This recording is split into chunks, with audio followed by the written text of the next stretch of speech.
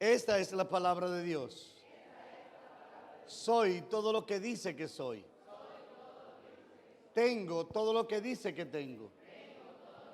Recibiré la palabra de Dios en mi mente y mi corazón.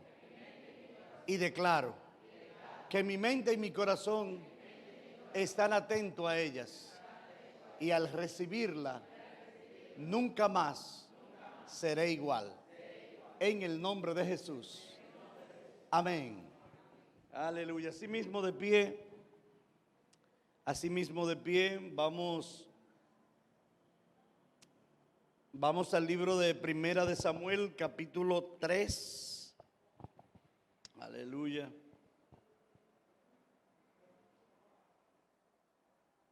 Versículo 1.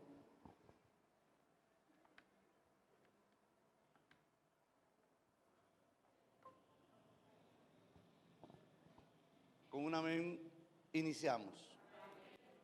Gloria al Señor. Y dice así la palabra de Dios. Se lee en nombre de los tres grandes: Padre, Hijo y Espíritu Santo. Jehová llama a Samuel. El joven Samuel ministraba a Jehová en presencia de Elí. Y la palabra de Jehová escaseaba en aquellos días. No había visión con frecuencia.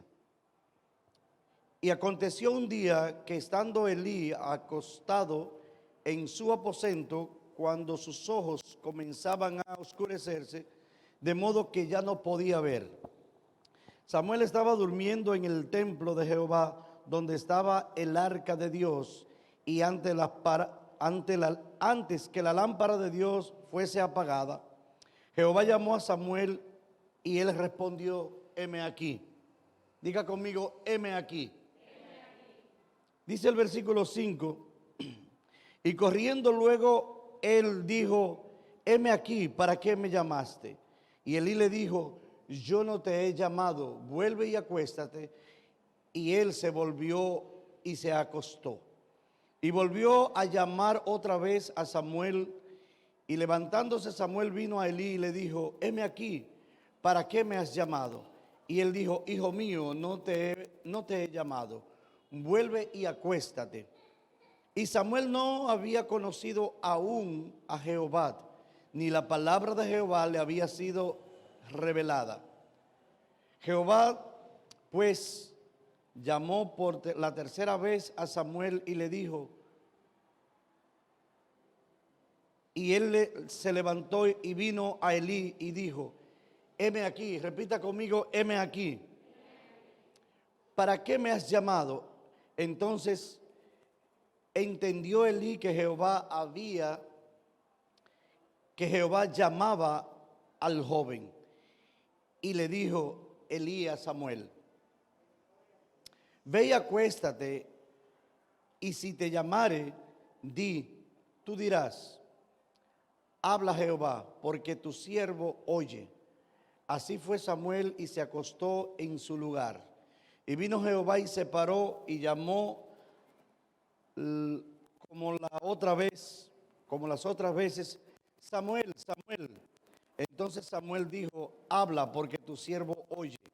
Y Jehová le dijo a Samuel: he aquí, haré yo una cosa en Israel, que a quien la oyere le retiñarán ambos oídos. Aquel día yo cumpliré contra Elí todas las palabras que he dicho sobre su casa desde el principio hasta el fin. Y le mostraré que yo juzgaré su casa para siempre por la iniquidad de él, porque sus hijos han blasfemado a Dios y él no ha hecho estorbo. Por tanto, yo he jurado a la casa de Elí que la iniquidad de la casa de Elí no será expiada jamás, ni con sacrificio ni con ofrendas. Y Samuel estuvo acostado hasta la mañana y abrió la puerta de la casa de Jehová.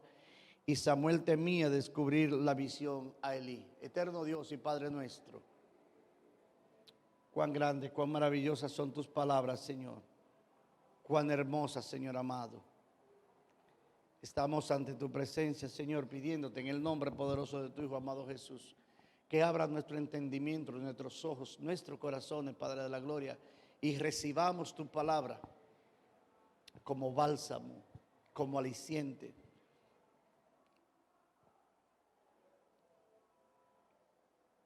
Como medicina que curan, Padre Santo.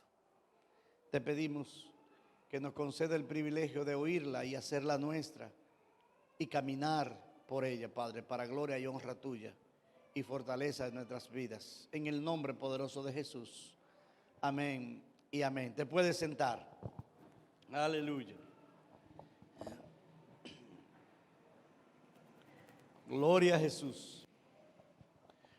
Hoy quiero predicar bajo el título El ojo de Dios sobre mí. No sé cuánto habrán oído escuchar alguna vez esta expresión que decía. Mi madre la decía mucho y a la verdad que mi madre era una mujer sabia. Y esta palabra era muy frecuente en su vocablo. Pero no sé cuántos de ustedes habrán oído decir estas palabras. Amor no quita conocimiento. Cuando se manifestaba esta palabra, cuando se expresaba esta palabra, se hacía haciendo alusión a las cosas que estaban mal hechas, que nosotros veíamos y que la apoyábamos. Y mi madre en ese momento decía, amor no quita conocimiento. Porque usted como papá, como hermano, como esposo, como esposa, como hijo, no puede dejar de ver lo que está mal. Hágalo quien lo haga. Está mal y está mal, no es cuestión de justificación. Es que está mal. El amor no quita conocimiento. El hecho que yo te quiera tanto no significa que no voy a ver lo que tú has hecho mal. Entonces, en esos momentos, este tipo de expresión, pues se usaba mucho en los tiempos de mi madre. Gloria a Jesús. Y me pregunto cuántas veces hemos visto a nuestros hijos o hijos nuestros, nuestros nietos, sobre todo nuestros nietos, porque le confieso, los padres, los abuelos no saben educar, lo que saben es malcriar. Esa es la verdad. Pero cuántas veces hemos visto a nuestros hijos y nuestros nietos malcriados, desobedientes, regañadientes, y los padres se muestran como que nada está pasando. O sea, el amor que tienen por sus hijos lo lleva a ser ciego ante el comportamiento que está teniendo el niño. Mientras el niño se mal comporta, está poniendo en evidencia la mala crianza que le estás dando. Te está poniendo en evidencia la falta de costumbre que tiene el niño. Y vuelvo y diría a mi madre, amor no quita conocimiento. El hecho de que usted lo quiera tanto no significa que no pueda ver que lo que está haciendo es incorrecto. Y le digo, mis amados, en la casa de Dios, hoy día pasan muchísimas cosas. Nos comportamos muchas veces como niños malcriados y ponemos en evidencia la falta de disciplina y ponemos en evidencia la falta de doctrina y la falta de respeto a las cosas de Dios. Y cuando el pastor o el líder le llama la atención, entonces amarramos la cara. Y le digo algo, amor no quita conocimiento. El líder, el pastor, los ministros del Señor están llamados a que con lazos de amor traerte a la obediencia a la palabra de Dios, a que pueda exhibir una conducta aceptable porque estamos en la casa de Dios. ¿Cuántos dicen amén a esto? El pastor Elí, voy a hablarle de Elí. Hay una historia que acabamos de leer preciosa con un argumento tremendo que debemos identificar. ¿Quién era Elí? Elí fue un sumo sacerdote y juez de Israel, de la familia de Itamar, de la tribu de Leví, y fue sucesor de Sansón, el primer juez de aquella ciudad, y presucesor y mentor del profeta Samuel. Su figura aparece reflejada en el primer libro, en el primer libro de Samuel. Y allí dice que él era juez, sumo sacerdote y líder religioso en aquel tiempo. Él tenía dos hijos, Ofni y Finés, cuya conducta está escrita en el primer libro de Samuel, en el capítulo 2, del versículo 12 al versículo 17, donde los nombra como hijo de Beliar. Eso significa hombre que no conocían a Dios. El versículo 22 de este mismo capítulo señala también las transgresiones de los hijos de Elí. Y quiero hacer un llamado aquí a la conciencia de todos. Mire,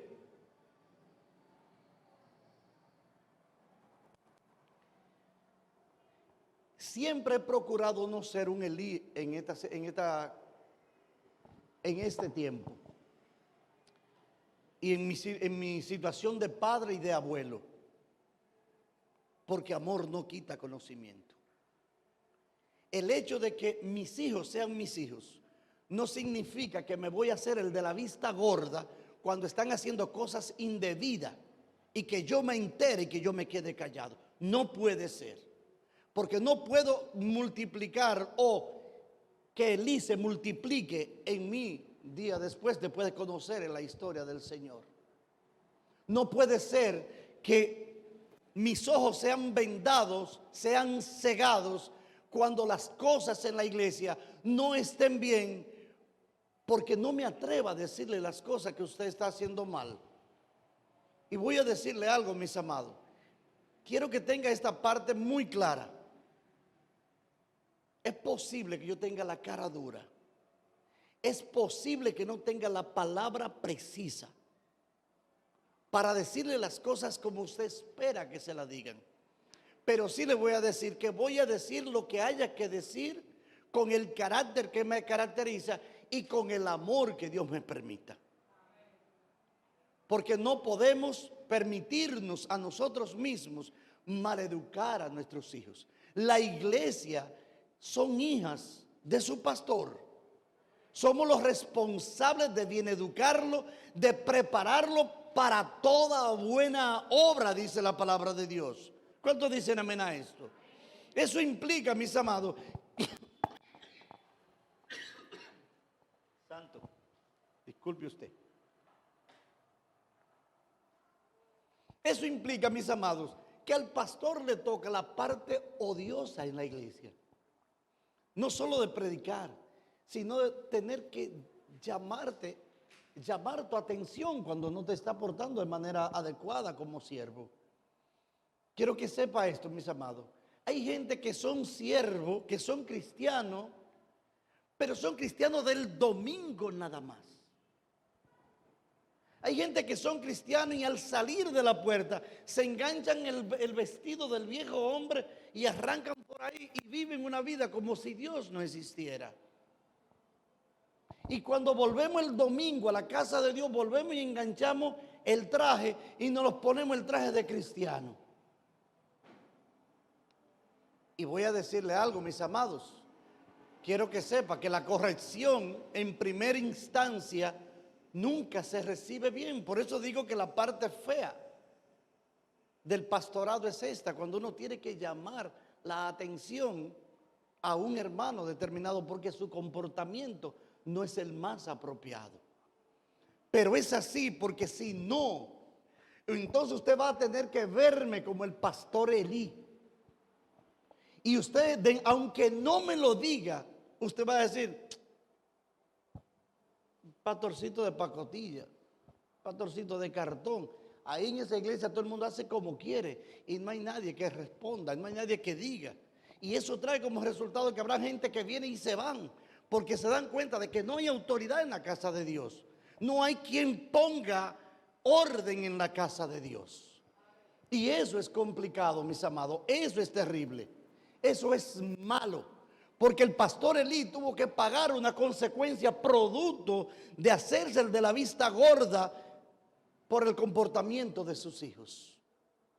Hoy estamos viviendo tiempos similares a los tiempos de Elí. Y debemos tener cuidado de esto, mis amados. Porque voy a decirle algo. Esta es la casa de Dios. Esta no es mi casa, es la casa de Dios. Esta no es mi obra, es la obra de Dios. Esto no es mi iglesia, es la iglesia del Señor Jesucristo.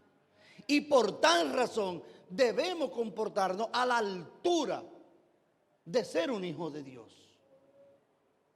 Estamos llamados a cuidar la grey de Dios.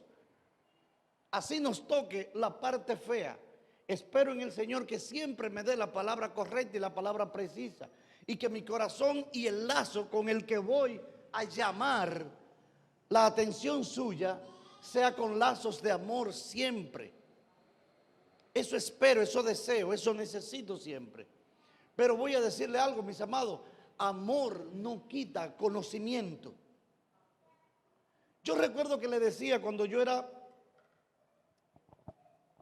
supervisor de venta a los vendedores, yo le decía, yo me montaba en los vehículos cuando sabía que había situaciones y yo cogía el grupo de factura y le decía, ¿debo saber algo de lo que hay aquí? Y ellos, no, príncipe, no, eso está ready. Ah, pues tenga la factura. Pero me quedaba con la relación de cobro en la mano.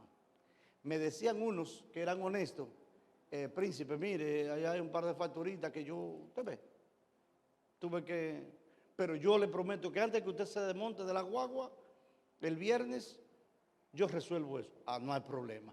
Pero habían otros que querían ser más tigres que uno y querían entender que sabían más que uno, querían ocultarte para hacer más rulla estando tú allí. Entonces yo le decía, varón, mire, debo decirle algo. Si yo no hago mi trabajo, seremos desempleados los dos. Yo voy a hacer mi trabajo, usted haga el suyo.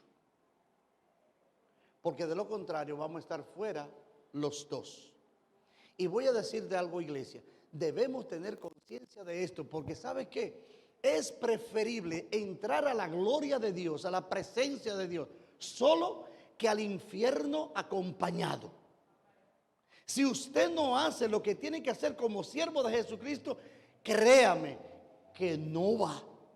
Diría mi madre otra vez, no se vista que no va. Para entrar a la presencia de Dios hay requisitos. Y aquellos que alcancen cumplir con esos requisitos estarán esperándola con la corona de vida que le dan a aquellos que se han sujetado a la voluntad del Padre. Tendrá su recompensa porque no es de gratis tampoco. El Señor promete salvación y vida eterna y una corona de vida a aquellos que han obedecido su palabra, que la han recibido con gozo, han recibido las correcciones y han hecho el cambio en su vida. Se han puesto al servicio de la palabra de Dios. Si no nos ponemos de acuerdo, entonces veremos con dolor a uno partir a un lugar feo, a lo que la Biblia le llama al fuego eterno, donde el gusano no muere y el fuego nunca apaga, y otros estaremos entrando a la presencia de Dios. Es aquí donde nosotros tenemos el tiempo, el momento para meditar a cuál de los lugares yo quiero ir. Si mi comportamiento, es el tiempo de meditar, si mi comportamiento me garantiza salvación o vida eterna, si seré levantado en aquel día para juicio de condenación o para salvación y vida eterna. Tengo que dedicarme a pensar en eso ahora. Y como decíamos en tiempo pasado, yo creo que es necesario que nos apuremos, porque la muerte se ha puesto de moda en este tiempo. Y es muy común preguntar por alguien y decir, no, pero él murió hace 2 semanas, el COVID hizo como quiso con él, se fue de este mundo. Entonces yo creo que nosotros debemos ponernos muy en serio, pensar muy en serio en esto. Mire, el joven Samuel ministraba en la casa de Jehová, en la casa de Elí. No sabemos la edad que tenía, la Biblia no registra la edad que tenía, pero sí nos hace saber de que era muy joven. Me imagino un adolescente o ya un hombre joven. Pero el capítulo 2, versículo 26 nos hace saber que, y dice, y creciendo y adelantando delante de Dios y delante de los hombres, estaba el siervo Samuel. Ana cumplió la promesa que le hizo al Señor cuando decidió entregar a su hijo para que sea formado en la casa de Dios. Le cuento así de manera rapidita. Samuel fue pedido al Señor bajo lloro, bajo lágrimas, bajo gemido, en un tiempo de oración. Ana, su madre, no tenía hijos. Y dice la palabra que ella era la esposa del Elcana, y aquel hombre subía a Jerusalén a adorar cada cierto tiempo. Y aquel hombre tenía dos mujeres, una se llamaba Ana y la otra Penina. Y la palabra enseña que Penina tenía hijos, mas Ana no tenía. Y aquella mujer la irritaba y se burlaba de ella. Y ella vino a la presencia de Dios y se postró allí y oró y pidió, clamó ante el Señor para que le regalara un hijo. E hizo una promesa. Le dijo: Señor, si te dignaren ver la aflicción de tu sierva y no te olvidares de tu sierva, y le regalares un hijo, le dieras un hijo varón. Ella pidió específico, su pedido fue específico. Y a tu sierva le diera un hijo varón, no le pasaré navaja sobre su cabeza y lo dedicaré todos los días de su vida a tu obra. Así llega Samuel a nuestras vidas. Pero Ana no olvidó la promesa que le hizo a su Señor. Dice la palabra que estando él de 3 años, ya detestado, dice la palabra que Ana tomó su niño de mano y lo llevó al templo y se lo dejó al sacerdote Elí. Ella no tenía idea de lo que estaba haciendo, tal vez. Ella tal vez estaba pensando en que estaba cumpliendo con una promesa que le hizo al Señor. Pero ella no sabía que el propósito de Dios estaba puesto en su hijo. Iba a ser el sucesor de aquel gran sacerdote Elí. Y que iba a ser preparado y formado para continuar una obra que Dios tenía pautada en su agenda. Bendito sea el Señor. De igual manera, mis amados, no tenemos idea de cuál es el propósito que Dios tiene para con tus hijos. Pero sí te puedo decir, amada y amado, que es necesario que pensemos en que Dios tiene un propósito con nosotros. Mire dónde está el problema con nosotros en este tiempo. Las historias bíblicas nosotros las vemos como imposible de hacerse realidad en el día de hoy. Porque no sabemos que no somos merecedores de tal privilegio. Pero los hombres de aquel tiempo eran hombres comunes y corrientes como somos usted y yo.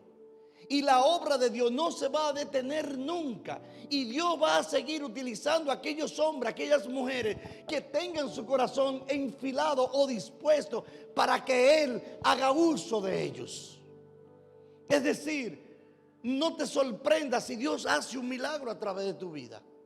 No te sorprendas si Dios te llama y hace un milagro terrible que te deje con los ojos abiertos y la boca abierta al momento de hacerlo. Porque la gente cree que los milagros se hacen solo en los demás. Y no, mis amados. El Señor hace un milagro cada mañana en tu vida. Cada mañana. Y usted preguntará, ¿cómo así, pastor? Mire, yo no sé si usted se ha puesto a pensar lo que significa abrir tus ojos cuando te has pasado 8, 6, 12 horas durmiendo. Poder estar en reposo total, inconsciente y apartado, desconectado de la realidad de este mundo. y que en una hora determinada, ¡pum!, se te abran los ojos y vuelva a la realidad. Y con efectos secundarios impresionantes. Dice, estoy descansado, puedo pensar mejor, puedo ver mejor, puedo ver la grandeza de Dios, puedo ver mi amada ahí dormida, puedo ir y ver a mis hijos, puedo irme y trabajar y descubrir que estoy sano y que estoy listo para lo que Dios quiera. Es un milagro maravilloso que Dios hace contigo cada mañana.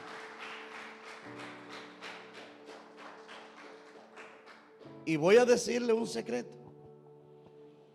Los milagros son grandes para ti, iglesia. Para Dios son simplemente milagros. No hay uno más grande que otro. Dios hizo un milagro en tu vida que jamás soñaste. En el momento que fuiste apartado de ese mundo y escogido, es un milagro que en medio de tanta gente Dios se haya fijado en ti. Es decir, que Dios tiene propósito contigo. Es decir, que Dios ha estado pendiente de ti. Es decir, de que tú nunca has sido ausente ni desconocido para los ojos de mi Señor. Es decir, de que Dios tiene un propósito grande y eterno, con características de eternidad para tu vida. Bendito sea el Señor. No podemos dejar pasar eso por alto. Y dice la palabra en el versículo 1, dice, y aconteció un día que estando Elí acostado en su aposento, cuando sus ojos comenzaban a oscurecerse de modo que no podía ver. Estamos hablando de los tiempos de la vejez de Elí. Estaban llegando sus días al final. Su vida estaba siendo ya un cuentagota. Y dice la palabra, continúa diciendo, y Samuel estaba durmiendo en el templo del Señor, donde estaba cerca de Dios, el arca de Dios, y ante la lámpara que fuese de Dios, y antes que la lámpara fuese apagada, Jehová llamó a Samuel y él respondió, heme aquí. ¿Sabe usted quién era la lámpara que estaba a punto de apagarse? El sacerdote Elí. La lámpara del Señor. Recuerde usted que hablábamos de que había escasez de palabra de Dios en aquel tiempo. Había escasez de la palabra de Dios. Y él era la lámpara que el Señor utilizaba para hablar a su pueblo. Bendito sea el Señor. Oiga esto, mi amado. Y Jehová llamó a Samuel y él respondió, heme aquí. Un llamado inesperado y no entendido. Él cree que lo está llamando el sacerdote Elí, pero no era así, mi amado. Igual pasa hoy en nuestras vidas cotidianas. El Señor nos llama y nos cuesta trabajo creer que Dios está pendiente de mí. Nos cuesta creer que lo que Dios ha puesto en nosotros viene de Él. Y a veces decimos, lo que pasa es que yo he estudiado mucho, sierva. Usted me ve cantando de esta manera, pero son muchas horas de estudio. He cogido clase, óigame, de canto, y nos inventamos el mejor de los maestros. No he sido yo, no has sido tú. Es el Señor a través de ti. Tú y yo lo que somos es canal de bendición, instrumento de Dios. Todo lo que tenemos no es nuestro, no nos pertenece. Todo es de Él y para Él. Y a Él se lo debemos. A Él sea la gloria. A Él sea la honra por siempre. Aleluya. Bendito sea el Señor. Dice, y corriendo luego a Elí dijo, heme aquí, ¿para qué me llamaste? Una segunda vez. Yo no te he llamado, le dice Elí. Vuelve y acuéstate. Y él volvió y se acostó. Fíjese que no fue suficiente una llamada. No fue suficiente dos llamadas. Y dice el versículo 6, Jehová volvió a llamar otra vez a Samuel. Y levantándose, Samuel vino a Elí y le dijo, heme aquí, ¿para qué me has llamado? Y él dijo, hijo mío, yo no te he llamado, vuelve a acostarte. Fíjese, hay veces que es necesario que nos llamen más de una vez. Porque hay veces que por falta de relación con Dios, por falta del conocimiento del lenguaje que Dios utiliza, nosotros no identificamos cuando es Dios que nos llama. Y a este hombre lo han llamado 3 veces y él aún no capta que es el Señor que le está llamando, porque todavía no conocía de Dios. Y quiero que sepa, mi amado, hay gente que vive en la casa de Dios que no tiene una relación con el Señor. Hay gente que vive en la casa de Dios que no ha identificado el lenguaje de Dios. Hay gente que vive en la casa de Dios que no se entera que Dios lo puede utilizar y llamar. Hay gente que vive en la casa de Dios que todavía no ha descubierto el propósito por el cual han sido llamados. Es por eso que usted ve gente saltando de iglesia en iglesia como si fueran macos. Así que saltan, no, ¿verdad? Porque todavía no echan raíces, no hay una relación con Dios. Todavía no han aprendido el lenguaje de Dios, no han aprendido, no han agudizado el oído, no han agudizado su sentido para conocer la voz de su Señor. En la Biblia en el libro de Juan, capítulo 21, versículo 1, hay una historia que pone en evidencia lo que es un siervo que tiene una relación con Dios, y hay otros que son parte del mismo grupo que no tienen la relación tan clara con Dios. Dice Juan 21:1, después de esto Jesús se manifestó otra vez a sus discípulos junto al mar de Tiberia. Y se manifestó de esta manera. Estaban juntos Simón Pedro, Tomás llamado el Didino, Natanael, el del Cana de Galilea, los hijos de Zebedeo y otro de sus discípulos. ¿Discípulos de quién? De Jesús. Estamos hablando de gente que caminaba con el Señor y que todavía no identificaban al Señor. Simón Pedro le dijo, voy a pescar. Ellos dijeron, vamos nosotros también contigo. Y fueron y entraron en una barca y aquella noche no pescaron nada. Aquí viene lo bueno. Y cuando iba amaneciendo, se presentó Jesús a la playa. Ojo aquí, mas los discípulos no sabían que era Jesús. Y les dijo, hijitos, ¿tenéis algo de comer? Ellos no identificaron quién le hablaba.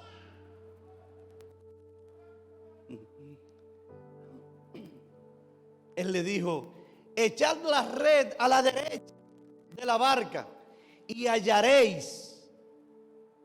Entonces echaron y ya no podían sacarla por la gran cantidad de peces. Entonces los discípulos a quien Jesús le amaba, entonces aquel discípulo a quien Jesús amaba, hablando de Juan, dijo a Pedro, es el Señor. Hubo uno de todos que dijo, es el Señor. Porque él entendía el lenguaje de su Señor.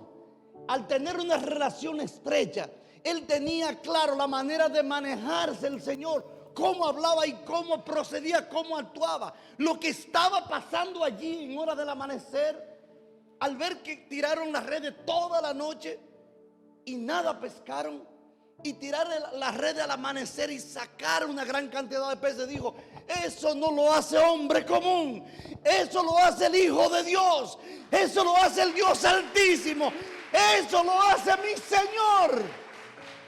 Aleluya. Y dice la palabra que él se tiró en busca al encuentro de su Señor. Los otros tuvieron que seguirle. No tuvieron la iniciativa porque no tenían, aunque vivían en la casa de Dios, aunque eran parte de los discípulos, no tenían el oído afinado para con Dios. Su relación no era tan sólida con Dios. vivían en la casa de Dios, pero muchos de ellos todavía no conocían a su Señor. En cambio, Juan solo escuchó su voz y vio lo que aconteció y dijo: no, esto tiene que hacerlo exclusivamente mi Señor, porque no hay hombre nacido en la tierra que haga cosa como esta. Dijo Nicodemo en Juan 3:10, creo, es que las cosas que tú haces, si Dios no está contigo, no es posible.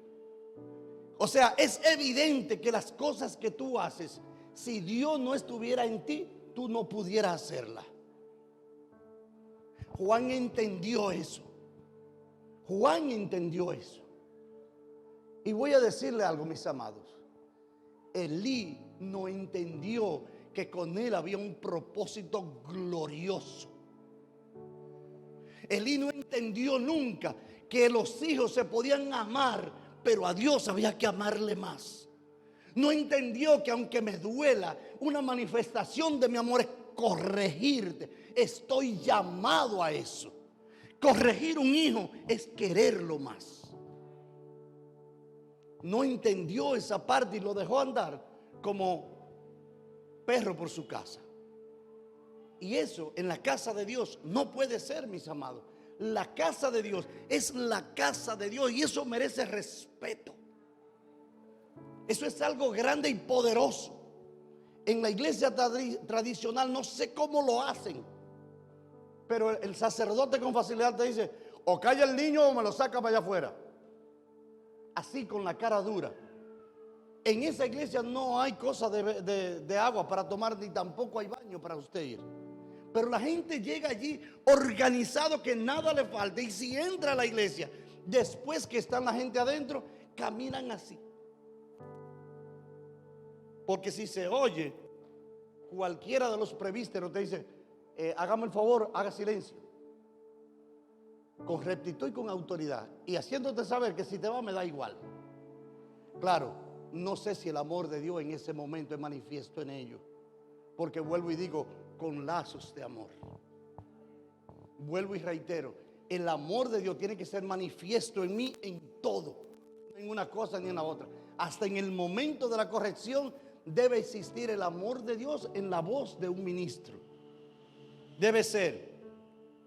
Mis amados, estaban unos que otros de sus discípulos juntos y no todos conocían a su maestro. No todos conocían al Señor. Es por eso la importancia de la oración constante. Es por eso la importancia de tener una relación cercana con Dios. Es por eso la importancia de que vengas a la iglesia, para que te puedas codear con las cosas del Señor y te sean comunes a tu vida. No es solamente para que venga a la iglesia, es para que vayamos creciendo. Dice la Biblia que Samuel crecía en gracia para con Dios y para con los hombres. Dice que él dormía en la casa de Jehová. Cuando habla de dormir, no hablo de literalmente venir y traer su cama, sino que la gente entiende que donde tú duermes, donde vive. Esa es tu casa, allí tú reposas, allí tú comes, allí tú duermes, allí te bañas, allí hace todo. Y este muchacho fue recomendado y entregado para la obra de Dios. Bendito sea el Señor. Te alabo, Padre de la gloria. Y dice el versículo 7: y Samuel no había conocido aún a Jehová. Es por esto que el Señor le llamaba y le llamaba, y él no entendía y creía que era el sacerdote Elí. Porque todavía no tenía una relación con Dios. Todavía no identificaba el lenguaje que usaba el maestro. Él todavía no se había percatado de que el Señor podía hablar a su corazón. Bendito sea el Señor. Pero volvió y le llamó. Y aún él no conocía la voz de Dios, ni sus palabras le habían sido reveladas. Dice el versículo 8: y Jehová pues llamó por tercera vez a Samuel. Y él se levantó y vino a Elí. Oiga esto. Y dijo: heme aquí, ¿para qué me has llamado? Entonces entendió Elí que Jehová llamaba aquel varón de Dios.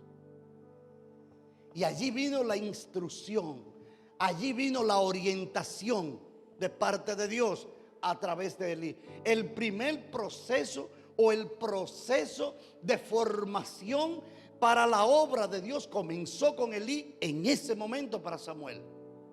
Y le dijo, oiga esto. Versículo 9 le dijo Elí a Samuel, ve y acuéstate. Y si te llama dirás, háblame, habla Jehová, porque tu siervo oye. Y así se fue Samuel y se acostó en su lugar. ¿Sabe usted a qué se fue Samuel a aquel lugar? A esperar en Dios, a esperar la corrección, a esperar la orientación, a esperar la guianza, a esperar la dirección de su Señor. A esperar en Dios. Porque ya Elí le había dicho de quién se trata, quién le llama. Bendito sea el Señor. Aleluya. Se fue a esperar en Dios y sin dudar, mi amado, para hacer la voluntad. ¿Cuántas veces el Señor nos ha llamado y nos quedamos igual? ¿Cuántas veces no esperamos la respuesta de parte de Dios y procedemos como cualquier cosa? Hay veces, mis amados, que como líderes nos creemos que nos la sabemos toda y entendemos que somos los pontífices porque yo soy el líder de la iglesia, porque yo soy el pastor, porque yo soy el cantante o soy el bailarín o soy tal o cual. En la vida cristiana, mi amado, mientras más nivel de conocimientos tiene, más humilde eres, porque esa palabra que tú vas aprendiendo te hacen saber, te dejan un sabor internamente que dice, debo yo menguar para que Cristo florezca en mí, para que la gloria de Dios se vea manifiesta en mi vida, para que su imagen sea vista a través de su siervo. Así se camina en los caminos del Señor. Bendito sea su nombre. Wow. Este hombre se fue a esperar por la dirección de su Señor. Y vino, dice el versículo 10, y vino Jehová y se paró y llamó como las otras veces, Samuel, Samuel. Entonces Samuel dijo, háblame porque tu siervo oye. Y Jehová dijo a Samuel, oiga esto, oiga la grandeza de esto. Y Jehová dijo a Samuel, he aquí, haré yo una cosa en Israel, he aquí haré una cosa en Israel, que a quien la oyere le retiñirán ambos oídos. Lo que voy a revelarte son misterios. Lo que voy a revelarte son cosas que hombre no ha escuchado. Lo que tengo reservado para ti es porque tú eres una persona de mi confianza. Por eso te he llamado, dice el Señor. Usted que está aquí debe tener pendiente que usted es un Samuel cualquiera en este tiempo. Lo que Dios quiere hacer contigo, óigame, lo va a ver, lo va a sentir el mundo entero, porque Dios no es hombre para mentir, ni hijo de hombre para arrepentirse. La palabra de Dios se cumplirá en tu vida. El Señor hará grandes cosas a través de ti. Bendito sea el Señor. El Señor le deja saber un mensaje preciso y poderoso, y Él solo escucha para obedecer. Le revela cosas grandes que hará con el sacerdote Elí. Y dice el versículo 12, aquel día yo cumpliré contra Elí, dice el Señor. Esta parte hay que ponerle atención.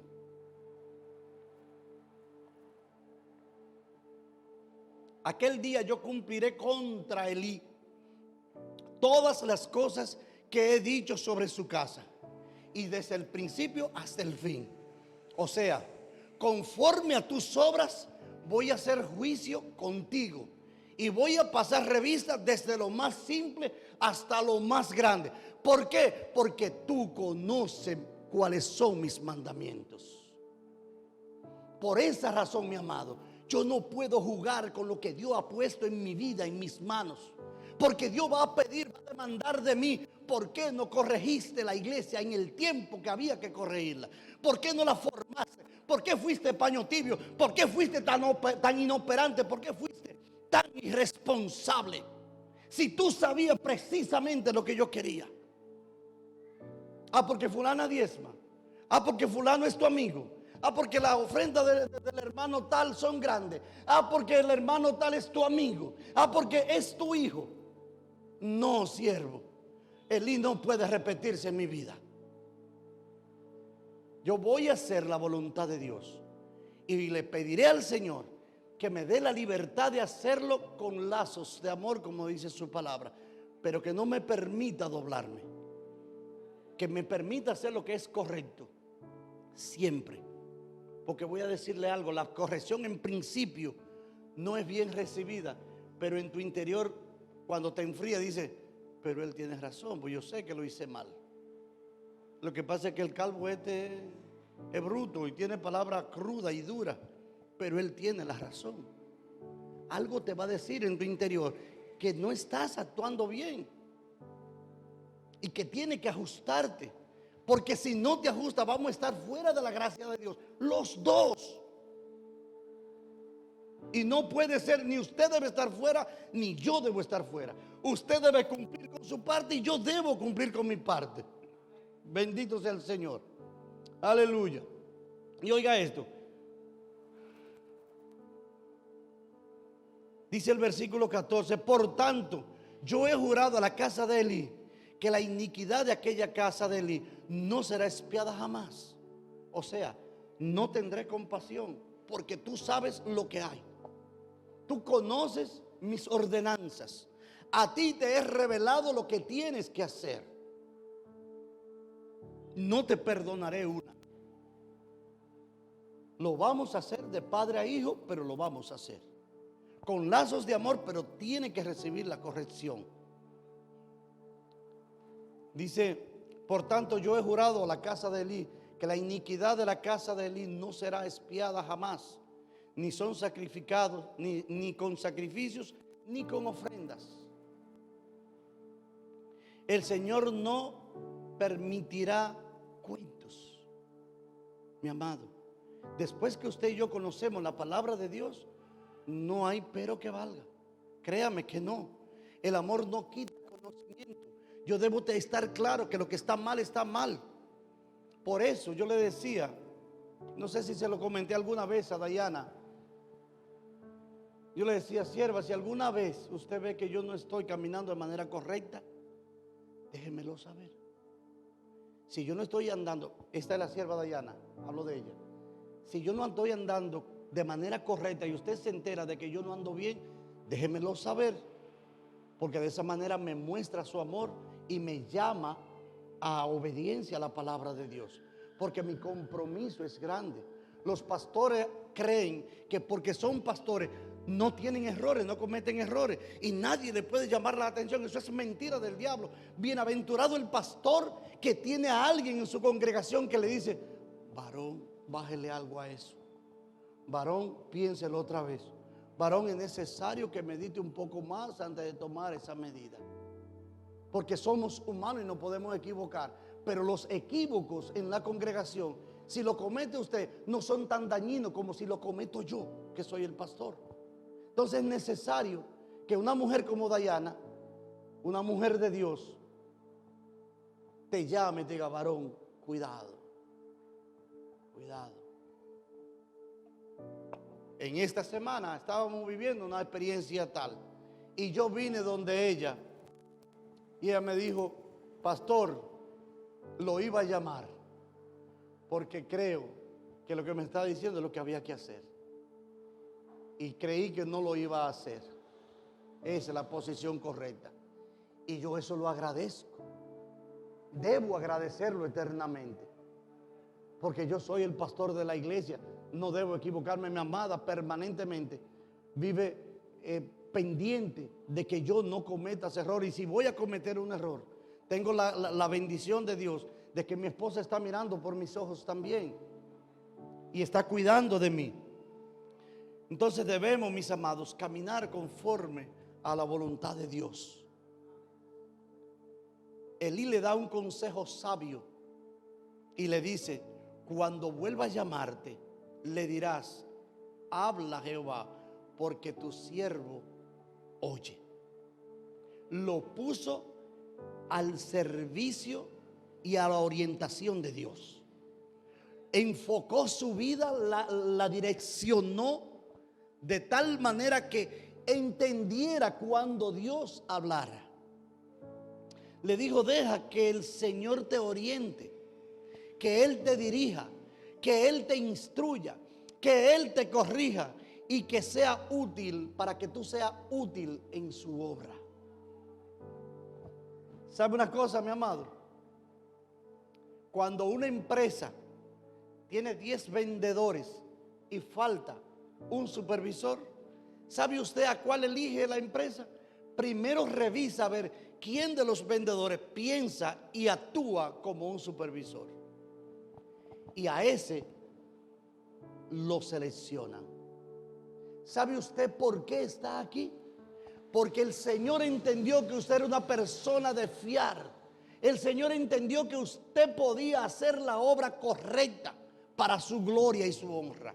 No se pierda con eso, mi amado. No se confunda, amada, con esto. Póngase al servicio de la obra de Dios, que Dios sabe cuál es el propósito que tienes para tu vida. La Biblia enseña que sus pensamientos y sus caminos no son ni semejantes a los nuestros. Sus pensamientos son de bien y no de mal para nuestras vidas. Entonces, dejemos que el Señor haga con nosotros conforme a Él le plazca. ¿Cuántos dicen amén? Aleluya. Aleluya. Bendito sea el Señor. Mis amados, Dios es bueno en todo tiempo. ¿Cuántos dicen amén a eso? Dios nos ama de manera indecible. Y la palabra de Dios enseña que a quien ama, corrige. Entonces no podemos pasar por alto la orientación que el Señor nos da. ¿Cuántos dicen amén a esto? No endurezca tu corazón cuando viene de parte de Dios. Cuando viene de parte de Dios la orientación.